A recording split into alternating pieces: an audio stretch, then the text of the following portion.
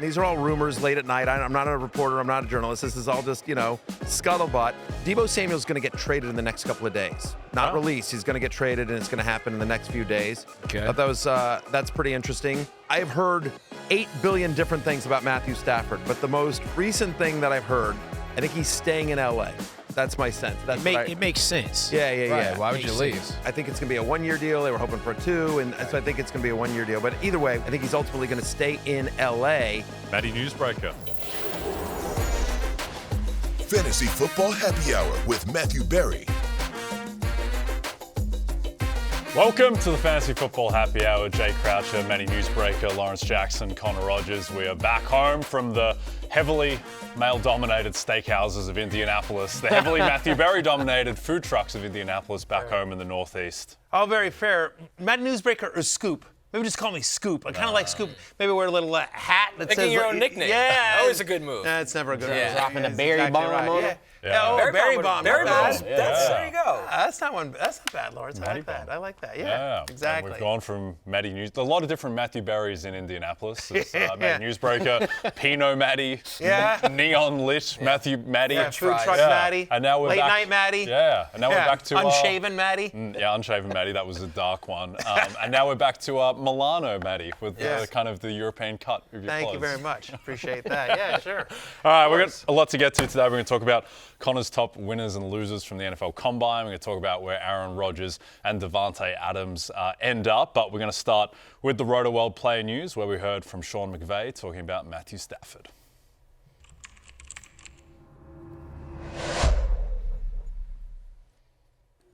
So we always knew that there would be some form of an adjustment based on what we did that last day of training camp in terms of how we moved things around and got him to where he was last year. So that was something that we always knew was coming down. And when he felt good with the way the season ended, and obviously we were all ecstatic about him wanting to continue to play and play at a high level. Now it's just figuring out the semantics of, all right, there's no way to put an actual value on what he means, but what does it look like to be able to fit it for the landscape of our football team, where we're at, knowing how many years you want to play and what does that look like for the short and for the long term. And I think fortunately we were able to come to a compromise and a conclusion that everybody feels really good about it. Do you anticipate having this conversation again next year?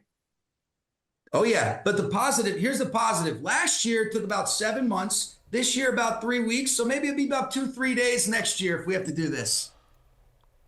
Okay, I'm never going to get sick of the cadence and energy I of Sean McVay's voice. He don't take no breath, do he? No, the face getting redder and redder. He is, and by the way, when you meet him in person, that's what he's like in person. He's super charismatic. He's, highly engaging. He's going to have a long career in the public eye if he chooses to, whenever he decides to not be a coach. But he's also, by the way, he's one of the coaches that is fairly honest with the media. Like he is, when he says something, you sort of take it to the bank. So, it's a 1 year. It looks like, Stafford's going to play for next year, and then we'll see what happens, whether he wants to retire, whether he wants to hold out for more money. Anyway, but at least that part of the saga is done. Does not look like he'll be back, that Cooper Kupp will be back with the team. That's on the table, but a very low likely of probability. Chances are Cooper Kupp is on another team next year. But Puka Nacua, everyone that has Puka Nacua shares can rest easy. Yeah. Lawrence, I don't think there's any huge takeaways from this, given it is just a continuation of the status quo. But good news for Puka Nacua, Kyron Williams, just that offense remaining elite. Yeah, definitely that. And you want your quarterback in place to make sure Puka Nacua is that wide receiver one in fantasy football going forward. So you'll get consistency. You got the veteran leadership. Now let's see if just they get another receiver to be Puka Nacua's running mate. That's the key, Lawrence. Now this is a team that the door's open at the end of round one to take a receiver in the first round. And you love that landing spot for a rookie wide receiver. You think of Luther Burden from Missouri. That's a good home for him. Matthew Golden from Texas. So there's a lot of options there for the Rams. I think they will look at this wide receiver class in the first 2 rounds. Yep. Well, a wide receiver they won't be getting. Listen, but by the way, they got some nice production out of DeMarcus Robinson. They started to use Tyler Higbee when he came back from injury at the end of the year. Jordan Whittington. I still like Jordan Whittington. I still think, and again, you think about Cooper Kupp was, what, a third-rounder, I think? Yep, yeah. Cooper Kupp was a third-rounder. Puka Nacua, a fifth-rounder, very famously. This is a team that prides itself on being able to find kind of those late-round gems. Yeah. So maybe they get somebody at the end of the first round, but maybe not. Or maybe they feel like, again, Whittington, I think, was a fifth-rounder last year as well. Yep, right? Definitely a day 3 pick. Yeah. I think Robinson's a free agent, by the way. So this roster, there's room. Yeah, so it will be room for them to draft somebody, and it may not even be in the first 2 rounds. Like you said, Matthew, they have confidence that they could develop these guys, so they might just need an extra body to come in there and compete. Jack Besh, step on down. Yeah, there you go. Tutu Atwell, they've whatever. They've got guys there. So anyway, we'll see how that all plays out. But this is better news for the ancillary players than it is necessarily Matthew Stafford, who last year, QB 26 on a points per game basis, QB 19 overall. Like he doesn't run. They run when Stafford himself doesn't run. They run when they get in close. One of the reasons why Kyron is so valuable. So fantasy-wise, Stafford is more of a kind of a QB2, a 2-quarterback league guy or a bye-week fill-in. But yes, it helps keep Nacua afloat. Yeah, I think the other thing too with these ancillary guys on the Rams is that Puka Nacua might play the most violent style of any receiver, in any superstar receiver in the NFL, and it's just he's been hurt both of his 2 years in the league, and so I think he's the type of player where you don't necessarily expect him to play 17 games, and that also deflated Stafford's stats last year because he didn't have Puka at the start of the season, so there will probably be weeks where Jordan Whittington potentially or whoever they take is the number 1 wide receiver. Another guy who plays with a very violent style, Matthew, is Deebo Samuel, who is now a teammate of yours, given you speak as though you're often on the team yourself. How are you feeling about the Deebo era in Washington? I'm very excited. First off, friend of the podcast multiple times. I don't think we've had an NFL player on this show more than Deebo Samuel. I think we've had him on 3 times. He sat maybe Eckler. Trey McBride is challenging. Yeah, Trey McBride's up there, Eckler's up there, but yeah, I mean, none of them know Seal. None of them have sat there next to Grammy Award-winning Seal and listened to Lawrence Jackson try to sing. Deebo Samuel sat there with a straight face until I started singing. Yeah, and then he broke through. He smiled. Also, because he probably knew he was going to soon be catching passes from Jayden Daniels. You saw the clip that we opened up the show with. I said he'd be traded in the next couple of days. Turned out it was the very next day, that Saturday night. He ended up getting traded to my Commanders. Only one team in the NFL ran more wide receiver screens last year than my Washington Commanders. They were second in the NFL. They ran 56 wide receiver screens, and they did that with guys like, Diami Brown and Olamide Zacchaeus and Noah Brown. And obviously McLaurin. So I think this is a really good fit scheme-wise for Deebo Samuel. The question becomes obviously, can he stay healthy? Again, I'm looking at this through my burgundy and gold-colored glasses, but he's on a 1-year, I don't want to say prove-it deal, but it's the last year of his contract. The production was down last year. I think there were some reports that he was overweight. My expectation here is that fresh start, that he goes to a Cliff Kingsbury offense, which is made for him, which does so much in terms of yards after the catch. This is somebody, Deebo Samuel, who led all players in yards after catch per reception since he's entered the NFL in 2018. It's such a big part of his game. At his press conference at the Combine, Dan Quinn talked about somebody that he was looking for, somebody in the wide receiver room that could violently attack the defense, that could have yards after the catch, that you could get into space. And it was so funny after he gave that answer, I was standing next to JP Finley, our friend and colleague over there at NBC Sports Washington, and Finley just turned to me and goes, "He just described Deebo Samuel," and I'm like, "Yeah, he did." Yeah. And what do you know? 2 days later, they go in and acquire Deebo Samuel. I think fantasy-wise, I think he's probably in the 30 to 40 range, but obviously tremendous upside because we've seen him be an elite fantasy wide receiver for a lot of his pro career. Yeah, you talk about keeping him healthy. I think it goes hand in hand with having a quarterback like Jayden Daniels who can threaten the defense with his running ability. That takes some off Deebo Samuel. At the same time, Deebo Samuel will take something off Jayden Daniels where you could get him the ball quick, so they'll help each other out. He's a good complement to Terry McLaurin. We know what Terry McLaurin could do on the perimeter, so let Deebo does what he does in the short area of the field, get the ball, and gain yards that way. Schematically, and you guys said this, you almost can't find a better spot for him. You just know Cliff's going to know how to get the ball in his hands. And I talked to somebody right before this trade went through at the combine. They're like, yeah, the Niners are just tired of the conditioning every year. Like every year it feels like, is Deebo going to be in shape and healthy and ready to roll? But maybe this reignites him a little bit. You're around Jayden Daniels. You're in a new offense. You're in a new place, and you want to show everybody, I still have a lot left in the tank. Diami Brown, I believe, a free agent. Yes, so you're not worried about any target situation here at all.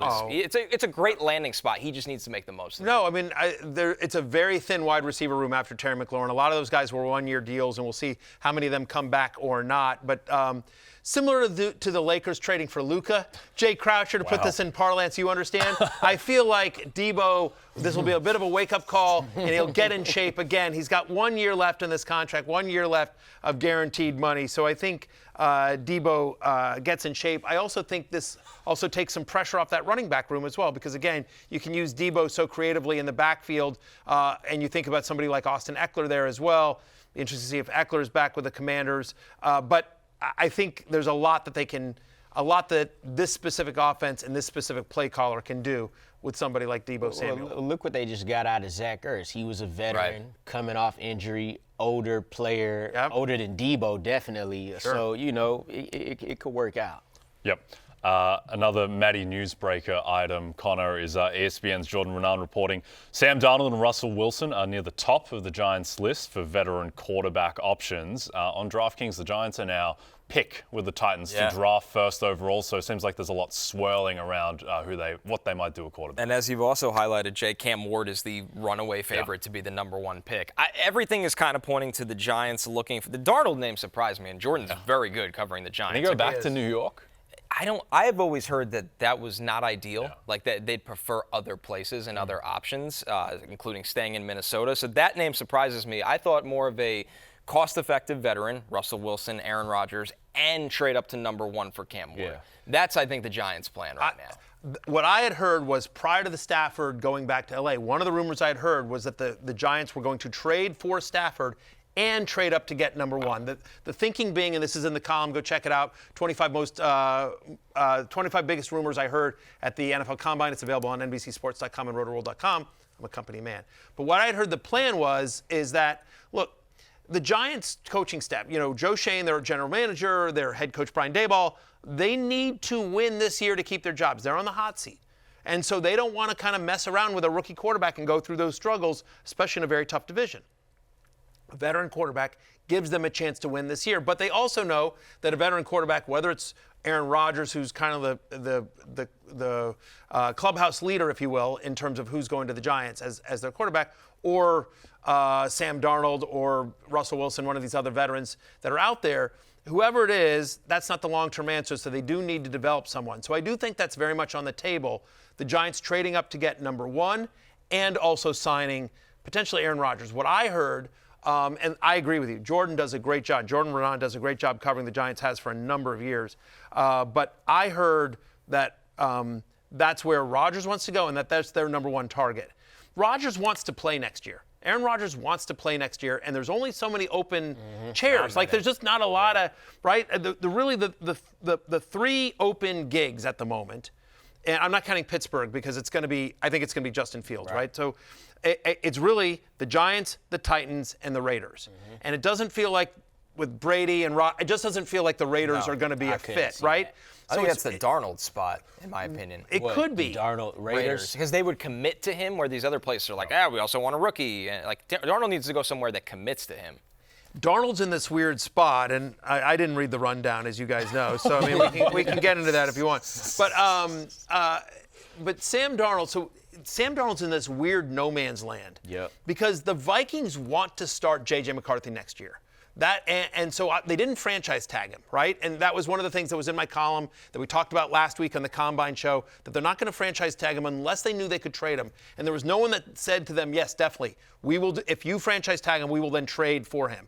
So they let the franchise tag deadline expire. So he is a free agent. And so, like, from what I heard from a pretty good source, was that Darnold's agents are sort of like, hey, where's an offer?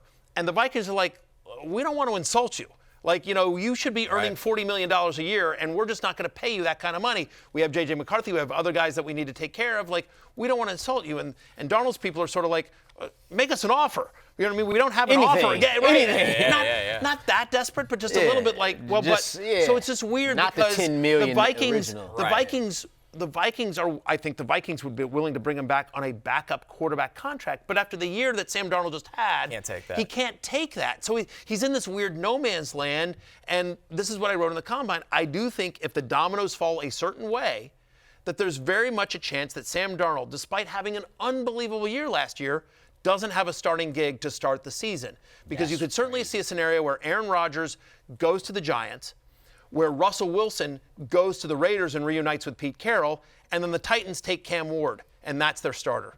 Right. Like that's certainly within the realm of possibilities of happening. And then you're just like, well, where's Darnold going?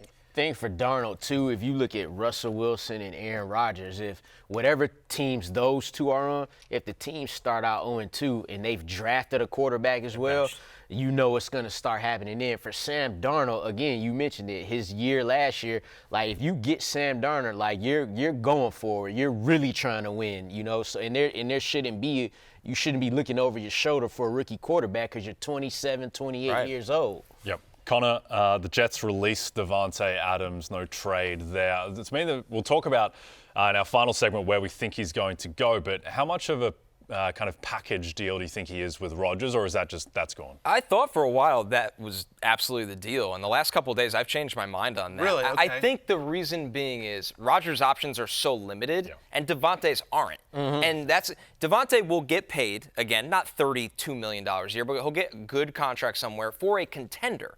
Aaron Rodgers, I don't think will get either.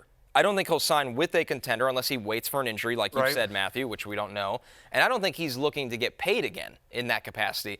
Davante will have calls from, I believe, maybe Green Bay again. We know the Chargers are on this list. And he might want to go back to the West Coast. There's just more in the court for Davante than Rodgers, where he doesn't have to hitch his wagon to him again in a situation that, hey, I'm at the end of my career. I want to be on a team that's projected to lose. I had heard that they were sort of tied. You're closer to that situation than I am, but I had heard at the Combine that they were sort of tied together, that Adams wants to, if nothing else, Adams wants to wait to see where Rodgers lands to potentially reunite with him. I'm with you.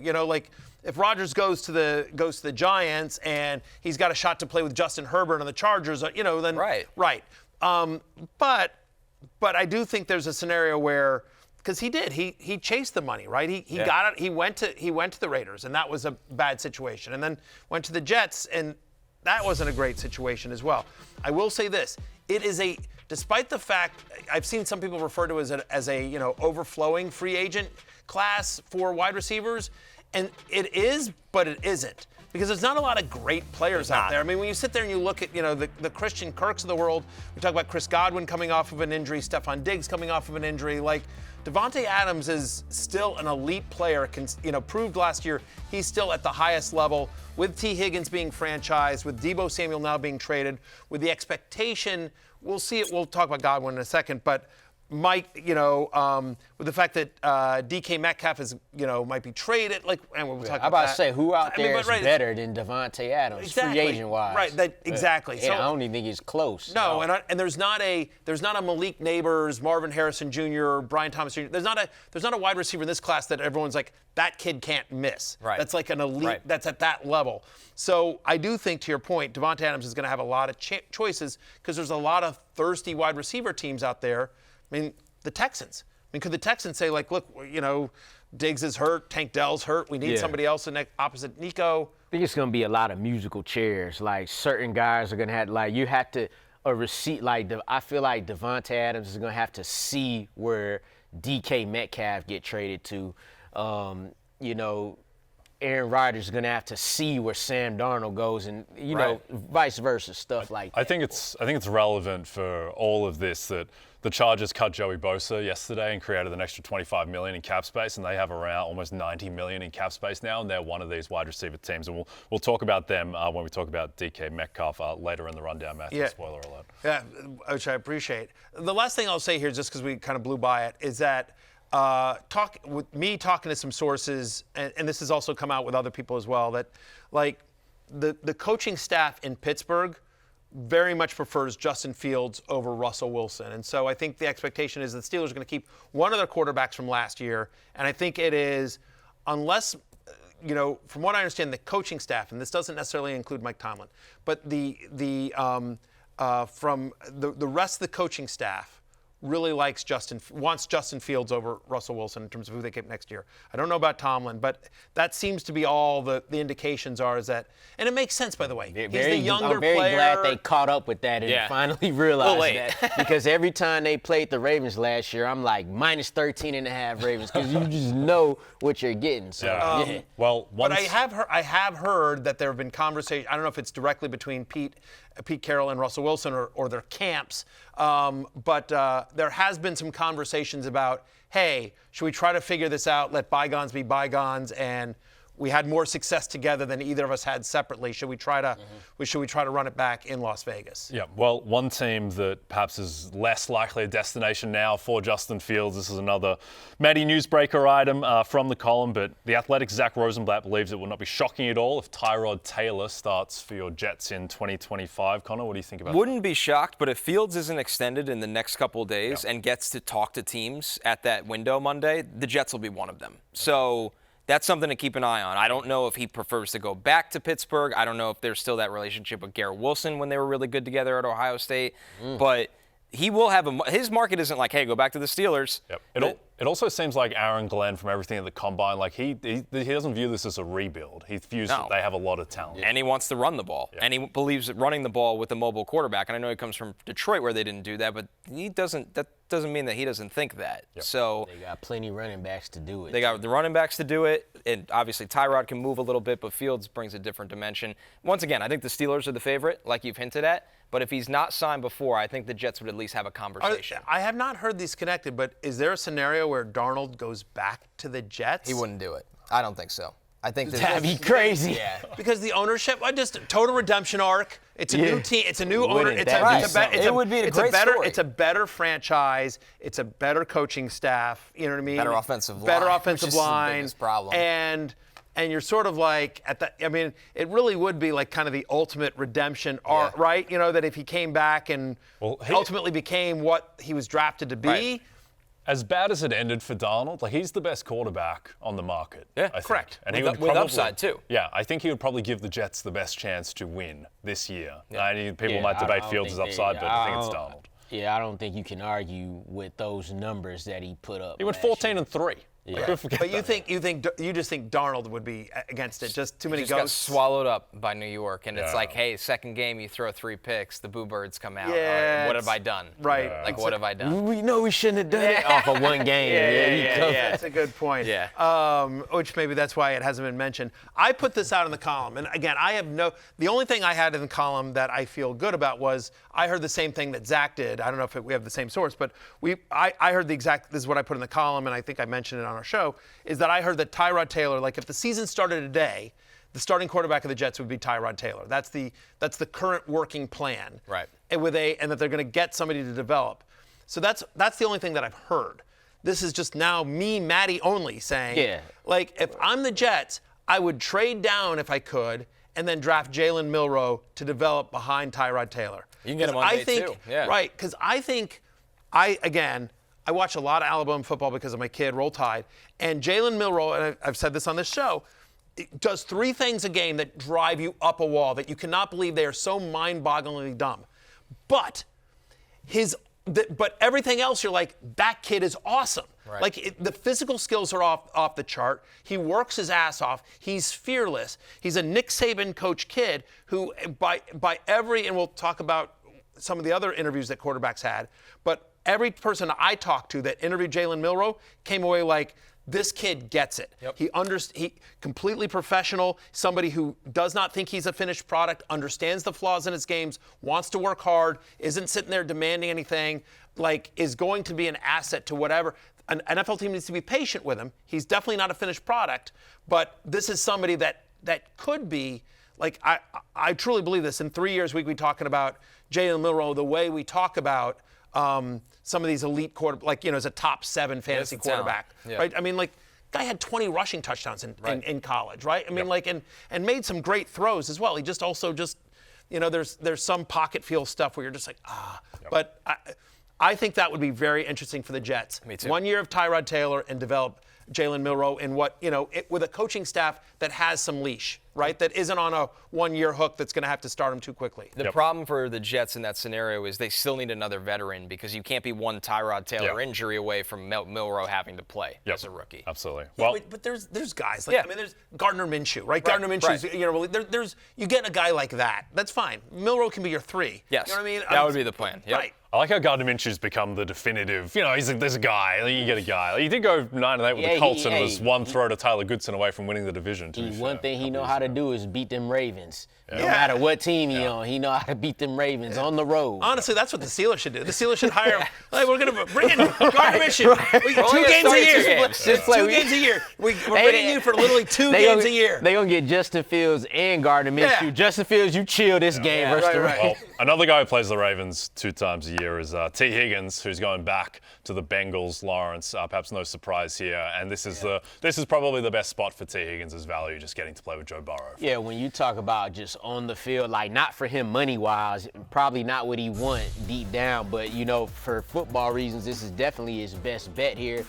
He's playing with one of the best quarterbacks in the league in Joe Burrow. Both of these guys, Burrow, Chase, Tee Higgins, have all had success together. They've all proven that they all can be top 15 assets in fantasy while they're playing together. So for at least another year right now, until if they make a trade, I don't know. They're saying he's not available right now, but right now it's looking like he's going to be with them again. So you can expect Tee Higgins to be a top 20, top 15 receiver.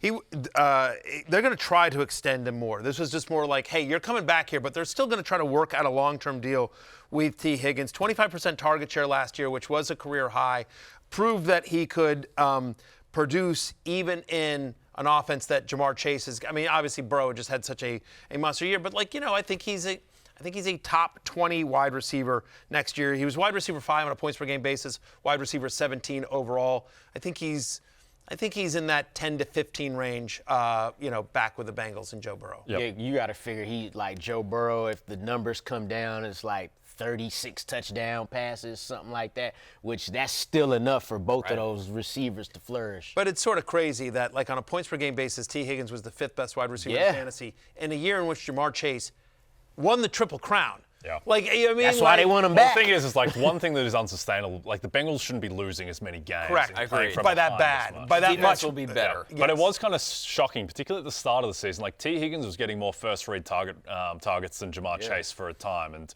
I think that corrected a little bit over the course of the season. But T obviously is an elite talent. Another elite talent at the wide receiver position, albeit coming off a pretty rough year, Connor, by his standards. He was banged up. DK Metcalf, NFL Network's Tom Pelissero reporting DK has requested a trade. The Seahawks have agreed to explore options. How do you think this ends up? Well, number one, he needs to be paid. So when you're acquiring a player that needs to be paid, that gives you a discount on the trade right away. I know there's rumors out there that they want a 1 and a 3. I don't see that happening. I think this deal should be done for a second-round pick, factoring in that you owe DK Metcalf a contract that could be up to $30 or even more, $30 million a year.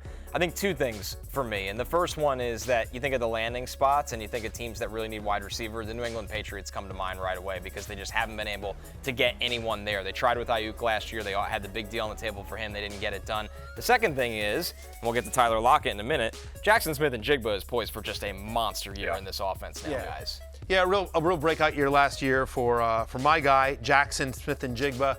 Friend of the podcast, by the way. Or Connor's guy, but that's okay. I don't know. He was on my team. He was on Live at Noon on the Cock, which is the 2-time defending champion of the FF Happy Hour League of Assholes, just so you know. So if he was Connor's guy, maybe Connor should have drafted him, but he didn't. I drafted him, and he led me to a second title in which JSN and I showed him our team on air. What do you think about that? He was very excited. He's like, I can't believe Connor didn't drop me. I thought I was Connor's guy. Yeah. By the way, Tyler Lockett's my guy, and he drinks for free, despite Matthew's best efforts to force him into retirement. Tyler Lockett, he will be moving on I the did force Seahawks? him into retirement from the Seahawks. Yes, Again, you made the Seahawks release him. Right. A lot of people, and I put this, Cold-hearted man. I put this out on social media, and I just want to, for the air as well, in case you didn't see me put this out there, but a lot of people have been saying, like, hey, why did the Seahawks release Tyler Lockett? Is it because of that holding penalty away from the ball at the end of week 4 that negated a pass from JSN that allowed a Jay Croucher to beat me by 0.14 points in the League of Assholes? And the answer is no. I do not believe that is why the Seahawks released him. I can't rule it out, however. I have heard some rumors that is why, that they waited till the end of the year, like, I can't believe you did that. They've got to, but ultimately I think this is probably just more of a contract thing than retribution for my loss to Jay. It's actually, I went back through the text chain that we have for our league to see Matthew's reactions in real time to that Tyler Lockett. Not a great reflection on Matthew Berry, I have to say. Not his finest moment. There was some profanity. Yeah. That was a little overboard. If that was the reason that he got released way back in week 4, he'll make it up to you this year when he's wide receiver 3 for your Commanders. There you go. He'll make That'd it be up a good to fit. you. By the way, I would take that. All jokes aside, this is true, actually. I mean, I just remember because that was a Monday night game and we were all watching it in real time, and you and I had gone back and forth, and we'd been so close, and we'd made such a big deal of it on Monday's show. Yes. And so the text chain back and forth, and I am swearing up a storm. I'm like a sailor. I'm like a sailor. I'm so. I really the toys out to cram. I was full on having a full on meltdown, just losing it as well. But real talk for a second. I've met Tyler Lockett a couple of times. Friend of the show. Friend of the show, Tyler Lockett, by the way, one of the best people in the NFL, bar none. I've never heard anyone say something bad about Tyler Lockett. He is like the consummate teammate, professional. Like, he is just an awesome human being, and we wish him well wherever he lands. I would happily take him on the Commanders. Indeed. He can still play. He's just not. He's a 3. He's not a 2 anymore. He's not a 1 or a 2 anymore. He's a 3, but he still has some tank left in the gas. Gas left in the tank. Or that. I put a lot of tank in my gas. Sometimes. Yeah, English is my second language, in fairness. Horrible. In fairness to me, that is one nugget that came out of the combine as well, is that the Patriots are really looking for a wide receiver 1. We'll try to do whatever they can to get some help for Drake May and this new coaching staff. And so DK Metcalf there does make sense. But to your point, like, if you're an NFL team, you're like, wait, so I have to give up compensation to go get him, and then I've got to give up a lot more money to re-sign him. So that makes it tough. There may be teams that just say, we're going to call your bluff, and we think Seattle may release him. Ultimately, he probably gets dealt, but I agree with you. It's not for a 1 and a 3. Yeah, he's just too young of a receiver to just get thrown to the streets like that. Yep. Well, another option for the Patriots is Chris Godwin. ESPN's Jeremy Fowler believes the Patriots will get involved with Godwin if he makes it to free agency. Patriots obviously have a massive need at receiver, Lawrence, and they have the most cap space in the league as well. Well, wouldn't it be something if they could get a Davante Adams or a DK Metcalf and then have a Chris Godwin for the slot? That would be a lot of help for Drake May. Now we're talking about, like, can they compete within the division?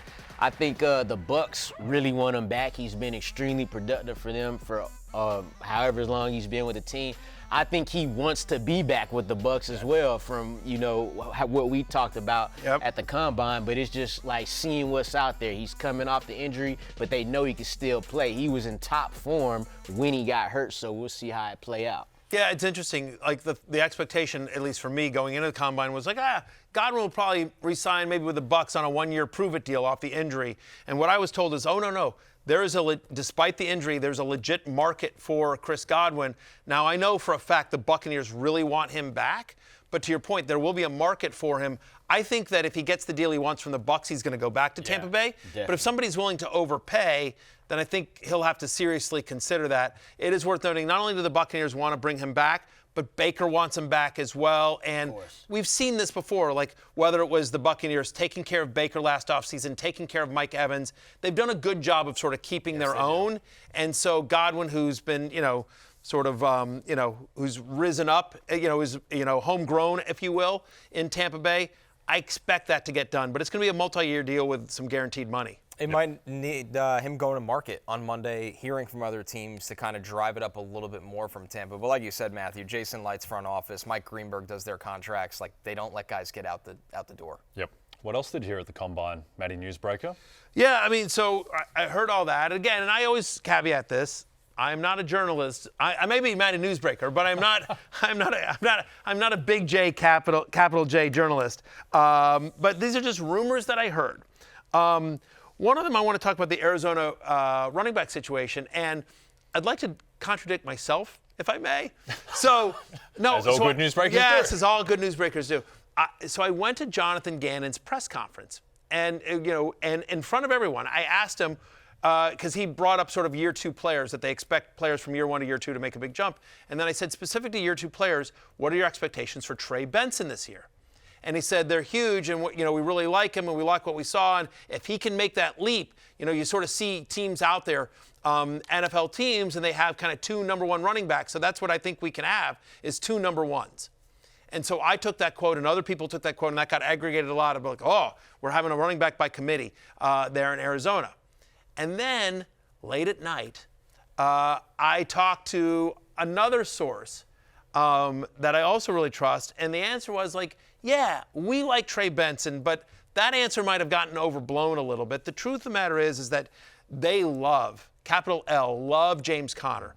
And when they get in close, they really trust him. They're like, no one's better when you get in close, when you need to get that done. And and Lawrence, I think you were there for this conversation as well, right? His specific words was, he can fall in the end zone by accident. Yeah. So James Conner ain't going nowhere. Right. The conversation we were having, Lawrence was there for this as well, was just about the fact that James Conner is one of these guys, and the Cardinals are aware of it, that needs like 15, 17 carries. Like that you really need him to get that workload to get into the fourth quarter. And correct me if I'm paraphrasing this wrong, Lawrence, but one of the things I remember that was talking about is like, here's the thing about James Conner. If you block him for 4, he gets you 8.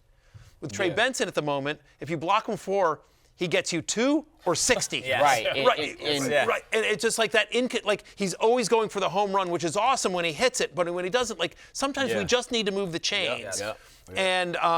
And that they trust Conner so much in that offense with pass pro and as a pass catcher as well. Kyler likes him, and so he just do all the veteran things the right way, That Benson will get more work next year, but that my expectation is that once again, next year in fantasy drafts, James Conner is going to be really underrated because we're going to think he's old, he's injury prone, he's going to be in a committee, and then you're going to look up and he's going to be running back 12, you know what I mean? Like who's going to go as, running back 28 in drafts or something like that. So it is still James Conner's job, and I would say probably like a 65-35, 70-30 split. Which is up from what was happening last year. Mm-hmm. Yep. Okay, what about the Tampa Bay running back situation? So another thing, and Lawrence was here for this as well. You guys should hang out with me more. You guys went to bed. You guys are lame. But Lawrence rolled with me. Someone's got to do the work in the morning. Yeah, no, but Lawrence I didn't really have an excuse. Lawrence rolled with me. I'm out there just eavesdropping on everybody. No, exactly. No, Lawrence rolled with me, and then he went with me to the food truck. So Lawrence is my guy. And so asking about Bucky Irving's workload, like the Tampa Bay Buccaneers could not have been more effusive about Bucky Irving. True alpha wide running back 1, everything we asked this kid to do, he did it and he did it better. I don't think he's being considered this way right now, but to me, Bucky Irving is in that Breece Hall, Bijan Robinson, Saquon Barkley conversation in terms of guys that are going to get, 85-90% of their team's running back touches is what I would say. I'm not saying he's Saquon or Bijan or Breece Hall in terms of talent, but he's not that far off. Like he's in the Jonathan Taylor conversation. He's like right there in terms of the kind of workload and talent and the belief that the Buccaneers have in him. He's just going to get a massive workload next year on all 3 downs. The other thing that was interesting is we were talking to our source about Sean Tucker, and the eyes sort of lit up. And Sean Tucker has the talent to be a number 1 running back in this league, was the quote that came back at me. He's just stuck behind Bucky Irving. And then we asked about Rachaad White, and we didn't get as positive a review on Rachaad White. And, Rachaad White will be fine, but this is me reading between the tea leaves. Or reading between the lines and reading the tea leaves, as it were. This is nothing that my source said, but the source was so effusive about Bucky Irving and so effusive about Sean Tucker that I could see a scenario where if Tucker gets better at pass pro, he could easily surpass Rachaad White as the number 2 on the Buccaneers in that running back room. Okay. I like it. Last one for us. Do you think Christian McCaffrey might be a little undervalued in drafts next year? I do. Talking with a 49ers team source, a couple things came up there. I was like, how's Christian McCaffrey's health? Perfect. The thing at the end of the year, that's just a normal injury. He's going to be fine. We fully expect him to be there for training camp. He's going to be 100% healthy. We're expecting a typical CMC year. And I said, with Jordan Mason as his backup, and I just sort of got a look like, I'm like, really? And what I heard was like, there have been some trade inquiries into Jordan Mason. And so I don't know that they're looking to deal him, but given that, they've gotten production from other running backs, it feels like it's not an NFL draft until Kyle takes some pet running back on day 3. And so I could see a scenario where Jordan Mason is actually traded to be a number 1 somewhere else. Okay, that makes a lot of sense. All right, we're going to hit our first break. When we come back, Connor's biggest winners and losers from the NFL Combine.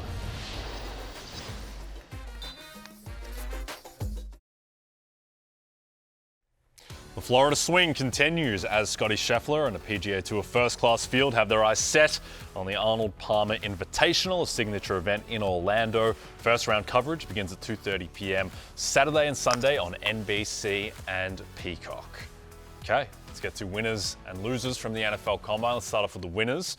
Let's start off with the quarterbacks, Connor. Are you sure? I thought we were going winner of the Combine. My stomach. All right. I'm telling you. It's great. I ate like a champ.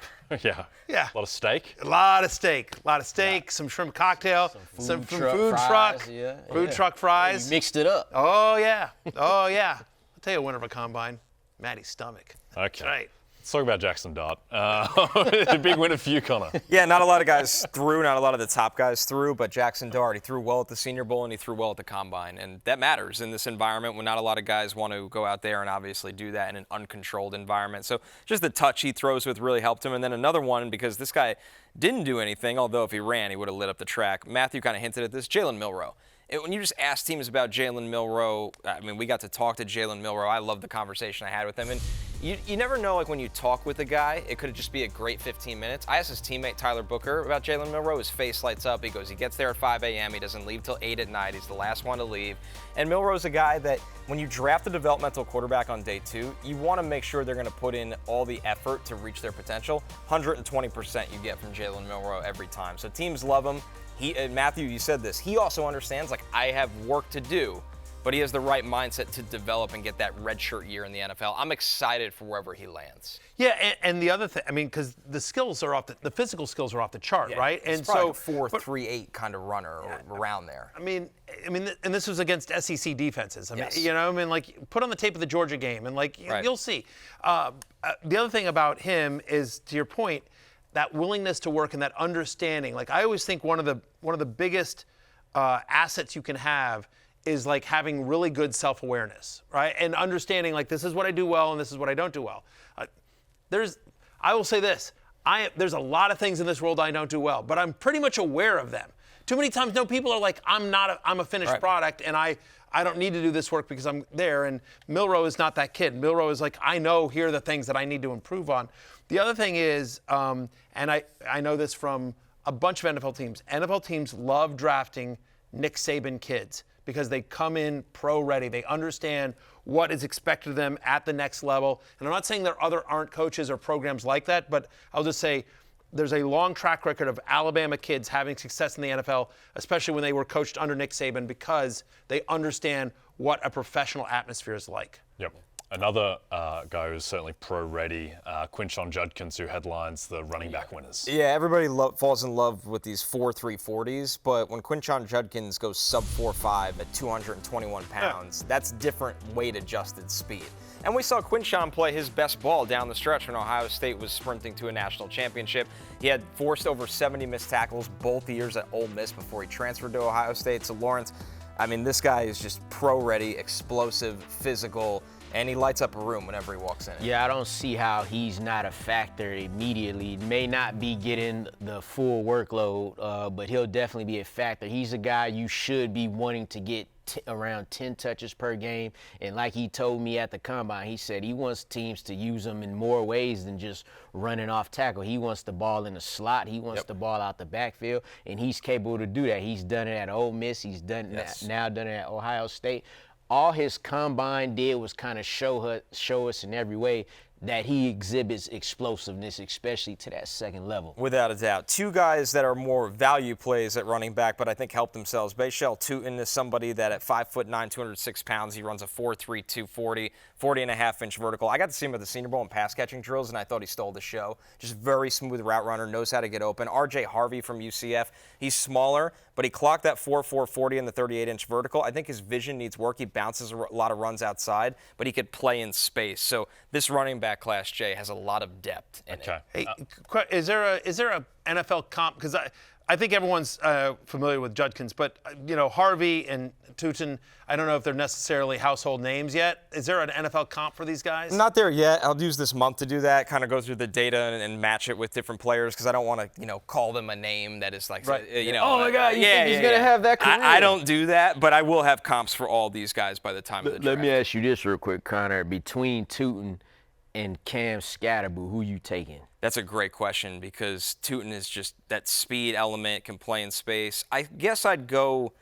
It depends what I need, too. If I need someone that can run between the tackles and pass protect, I would take Cam. If I need more speed and I want to, we talked about this with Quinshon, play him a little differently, an outside zone, I would go with Tuten. If I'm a gap scheme downhill, I'd go Scatterboo all day.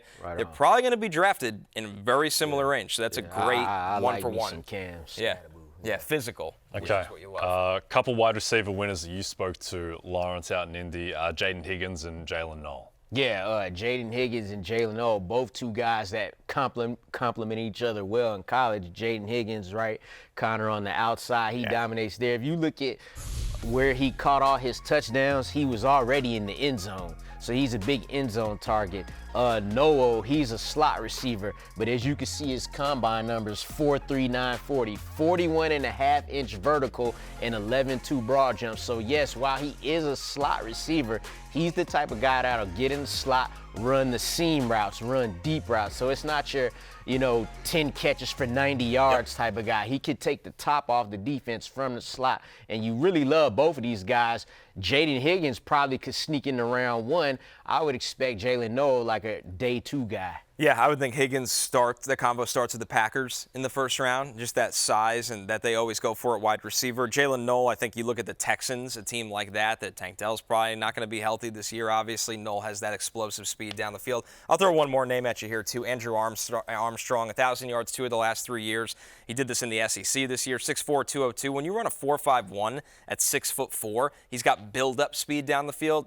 He's probably more of a sixth-round kind of player, but it was good for him to go to the combine. And when you're that size, if you do anything under 4.6, you're getting drafted by an NFL team. Yep. So we go to the tight ends. A lot of buzz, Connor, about Coleston Loveland in a tight end class that's going to have a couple first-round picks. Yeah, he's dealing with a shoulder, but just the fact that he walked through the doors at 6'6", 248, when everybody thought is he Dalton Kincaid? Can we never ask him to block? He's going to play closer to 256. So I think his 3-down potential is phenomenal. I think he's going to be a top 15 pick. I don't see how he gets by Denver at 20 if you're looking for a draft floor. And one more that did work out, because really a lot of the top tight ends didn't. Terrence Ferguson. This was a bad tight end workout year at the Combine. Everybody was slow. Nobody jumped well. The workouts were so-so. Ferguson, Oregon tight end, 6'5", 247, goes 4.63 in the 40. 39-inch vertical is unheard of for a tight end, and he's just smooth. He played really consistent in Oregon's offense.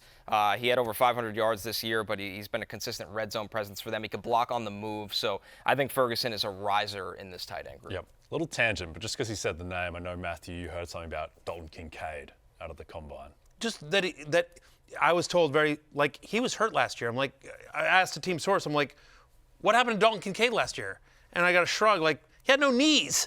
I'm just he was a lot more hurt than he had last year, and the team source knew who I was, know what he does. He goes, mark my words, sleeper next year. Just trust me on this one. Okay. And so I do think Dalton Kincaid has a better year next year. By the dip on Dalton Kincaid. Sounds like it's going to be a very good. We know how deep the running back class is this year. Sounds like it's a deep tight end class as well. It is. There's a lot of depth in this group on day 2. Mason Taylor from LSU. We're going to talk about 2 other guys in the tight end fallers, though, in just a second. But you want to start with the running backs, Yeah, right? let's do running backs. So this one I'm a little scared of. Jordan James from Oregon, 5'9", 205, goes 4.55 in the 40. Didn't jump very well. I also was scared last year when a running back from Oregon that was undersized didn't test well in Bucky Irving. Yeah. So I don't want the fool me, situation with him. I think James's tape is good. It's just the testing numbers are disappointing where you got to revisit the tape. All teams will do that. Here's another one, Jayden Blue. He ran 4.38. He's only 196 pounds. He can fly. He's a big play threat. This is a little deeper scouting stuff. 8 career fumbles with under 300 touches, 8 1/4 hands. That's first percentile. Basically, there's no running backs in the NFL with 8 1/4 hands, and then you go back and go, well, why'd you fumble the ball 8 times with under 300 touches in the NFL? There's correlation there. So if he fumbles early in his career, that's going to be a problem. You love the speed, but the fumbling issue isn't bad luck. There's actually a correlation there. Okay, let's sprint through these pass catches, the wide receivers and tight ends. Who were some losers on that front? Yeah, Nick Nash I like. He's a former quarterback from San Jose State. Monster season since he moved to wide receiver. 4.57 40, but, just not overly explosive. He's going to have to be a possession guy at the next level. Tez Johnson, 154 pounds, and he runs a 4.51. There's just not a lot of receivers that are 160 pounds that play at the NFL level, so he's going to have to be an outlier. 2 tight ends. Gunnar Helm, he sprained his ankle while working out and just tanked his numbers. Hopefully he can get healthy and test again because testing is really big when you're a pass-catching only tight end. Harold Fannin Jr. fits that mold. He goes 4.71, 34-inch vertical. He feels like a fullback in a hybrid tight end's body, Lawrence. I just don't know where he plays at the next level. I just like him to be like a more fluid athlete. Same. That's about it. Yeah. Okay, we're going to hit our last break. When we come back, we'll talk about potential landing spots and odds for where Aaron Rodgers and Davante Adams end up. DraftKings Sportsbook is the #1 sportsbook for live betting, and new customers can bet $5 and get $150 in bonus bets instantly. Just download the app and use the promo code Berry when you sign up. DraftKings Sportsbook. The crown Yeah, I think the crown is yours. Okay, let's look at the next odds for Aaron Rodgers. Where will Aaron Rodgers go? The New York Giants are -150. They are the favorites, followed by the Steelers, Raiders, Titans. We look at Davante Adams' next teams, not the Giants, but the Packers are reunion as +190 and the favorite, followed by the Chargers, Niners, and Rams. I think Aaron Rodgers, his most likely destination is the Giants, but in terms of the pricing, I'll take the Titans at +450. This team needs a quarterback. Doesn't seem like they're enamored to take one at pick 1, so I'll take Titans +450. I don't think they can roll back with Levis and Rudolph. What do you like, Lawrence? Man, give me the Minnesota Vikings. History repeats itself with Green Bay great quarterbacks. Brett Favre went from Packers to Jets to Vikings. Aaron Rodgers will complete the, double. Yeah. Okay. What do you like, Connor? I mean, I think he's going to end up with the Giants. Yeah. It's, if you want some crazy galaxy brain theory, if he was going to wait out a team, it would be the Niners at +2,500 if you want to go really deep with it. Davante, I'll take the Chargers at +500. I think he goes back to the West Coast for a contender and really helps out Justin Herbert and Ladd McConkey. I like that. I'm going to parlay this stuff. Give me Rodgers and Adams running it back together, staying in New York, both of them going to the Giants. It's +1,300 for Davante Adams go to the Giants, but again, if Rodgers convinces him, a lot of money, stay in the area, why not? There you go. Let's run it back one more time. They love each other. Give me Adams to the Rams. There you go. So, all right. Oh, that music. It's all right. It's off season. Yeah, it's closing time. You don't have to go home, but you can't stay here. For Lawrence, Connor, and Jay, I'm Matthew. Check out everything on Rotoworld.com. Peace out. Hey, it's Matthew Berry from NBCSports.com and Rotoworld.com, and I want to thank you so much for watching whatever it is you just watched, or if nothing else, being too lazy to click out of the autoplay after this video started, after whatever it is you actually wanted to watch finished. But now that you're here, I'd like to take a moment here to ask you respectfully now, okay? I'm asking you respectfully to subscribe to the NFL on NBC YouTube channel. You'll get the latest Rotoworld fantasy news headlines, all sorts of great shows, including my own Fantasy Football Happy Hour. So go subscribe now. Again, I'm asking respectfully.